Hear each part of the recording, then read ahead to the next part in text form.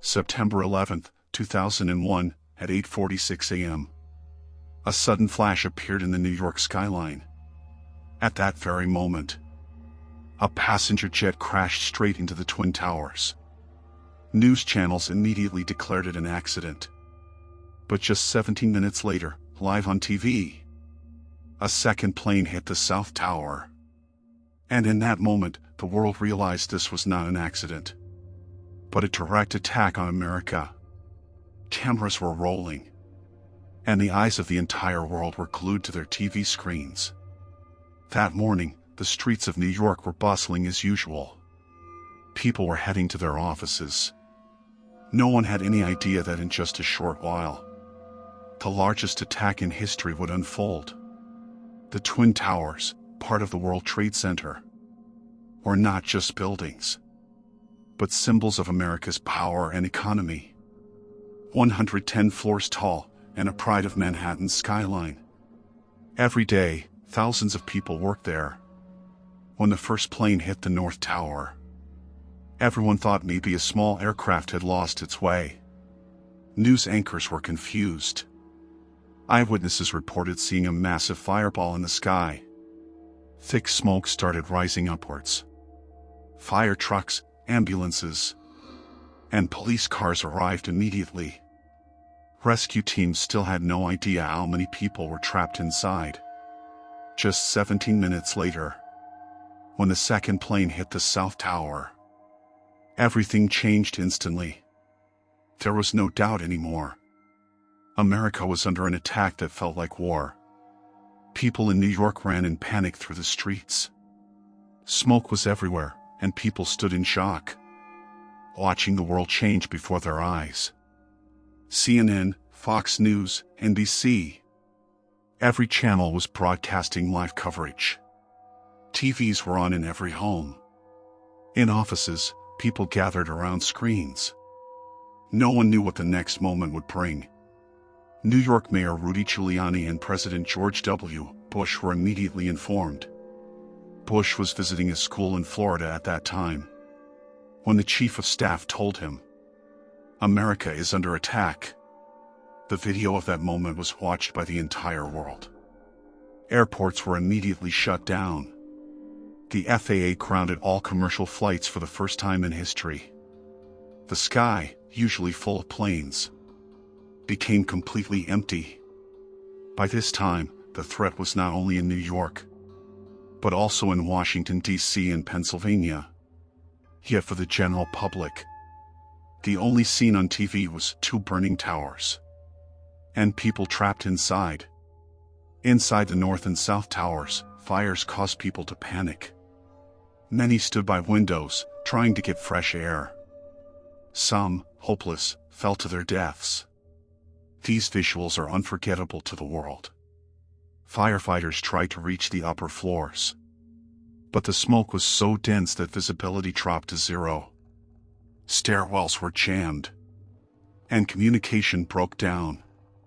When the South Tower began collapsing at 9:59 a.m., it felt on the streets of New York as if the ground had shaken.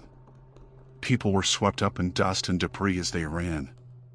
Everywhere was darkness, screaming, and fear.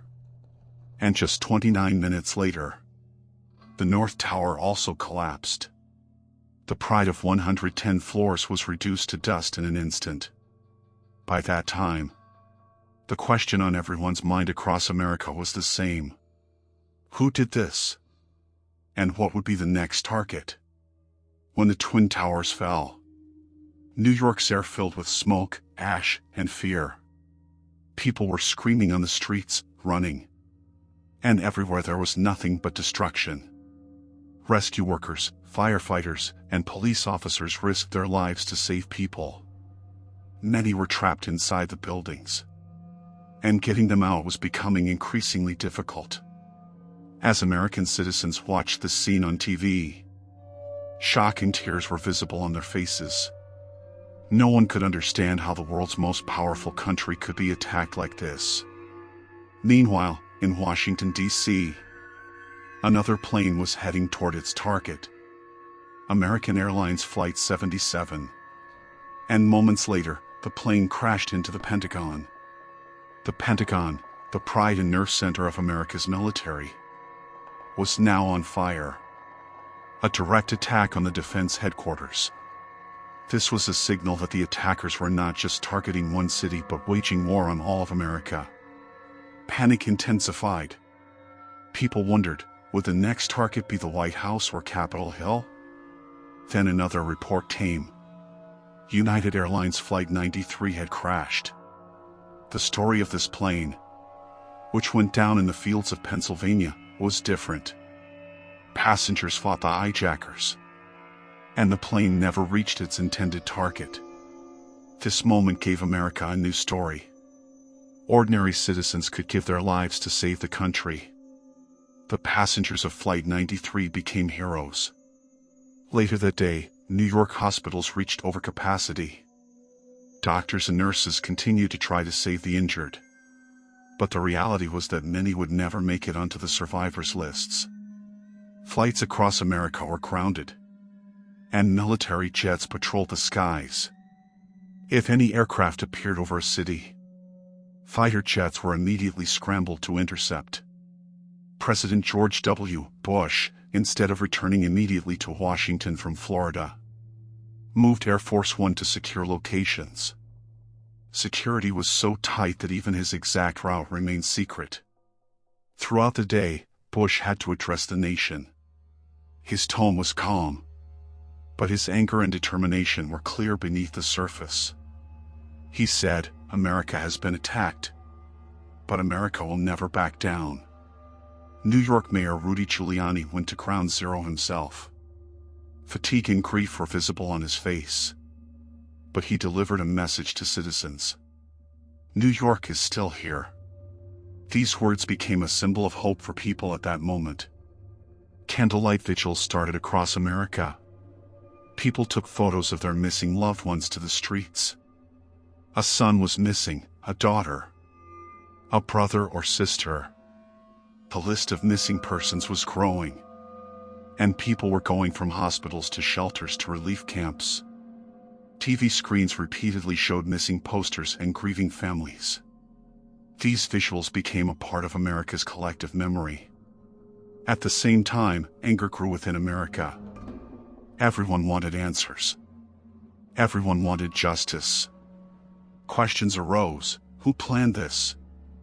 Where did the hijackers come from? Who trained them?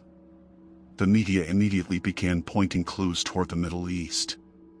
Al-Qaeda's name emerged, and Osama bin Laden was declared America's greatest enemy. Even then, rescue operations continued. Thousands of firefighters at Ground Zero went under debris in search of survivors. Some had lost friends, yet they did not stop searching. As the day passed, New York became a war zone. The National Guard was deployed. Armed soldiers stood on the streets, and Manhattan had become a restricted zone. The whole day was one of shock and disbelief for America. Even at night, New York streets were lit only by sirens and rescue lights. The night of September 11th seemed endless for America. In New York, Washington, and across the country, people sat in front of TV screens with tears in their eyes, each update hitting them like a new wound. News anchors kept announcing the rising death toll. Families clung to the hope of hearing their missing loved ones' names. But with every passing hour, hope was fading. America's mood was shifting in three directions at once: grief, anger, and resolve. Grief for the thousands who were martyred in this tragedy. Anger at the attackers who took innocent lives. And resolve, a new determination to unite America so such an attack would never happen again.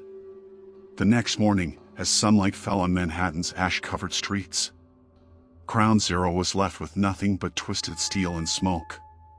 The Twin Towers, once symbols of pride, had become a terrifying empty space. Rescue workers were still searching for survivors. Search dogs scoured the debris. Firefighters worked with tears in their eyes. There were some miracles. A few people were found alive, but for most, only names were added to the missing lists. American media began using the term war on terror. The Bush administration made it clear. Every terrorist group and their supporters had to be eliminated. Emergency sessions were called in Congress and the Senate. Bipartisan leaders spoke with one voice. America is united. Differences between Democrats and Republicans disappeared that day. At Ground Zero, people began bringing flowers and candles daily. An improvised memorial formed. Posters went up everywhere. We will never forget. Churches, mosques, synagogues, and community centers held prayers. People of all faiths stood together. This moment of unity became a part of America's history. But anger was rising as well. Muslim and Middle Eastern communities became targets of suspicion. Hate crimes were reported. Some innocent people were targeted simply because of their ethnicity. President Bush stood at Ground Zero with firefighters and rescue workers and spoke through a loudspeaker. The people who knocked these buildings down will hear all of us soon. These words became a symbol of America's determination. Flags across the country were flown at half-mast. Highways and billboards carried a single message. God bless America.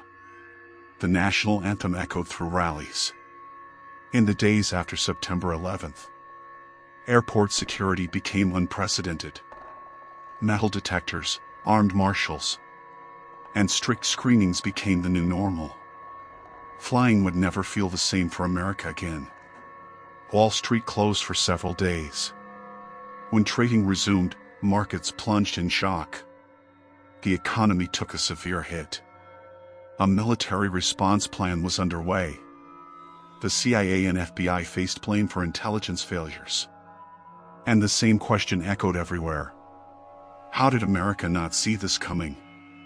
From that moment, America reshaped its foreign policy. Afghanistan became the target, as connections between Al-Qaeda and the Taliban were confirmed. Operation Enduring Freedom was announced. After September 11th, American culture also changed. Patriotism surged. Songs, movies, documentaries, all carry the same theme: never forget. To this day, 9/11 remains a deep wound in America's collective memory. Every year, the names of victims are read at Ground Zero. Families gather there. And each year, America speaks in one voice. We remember.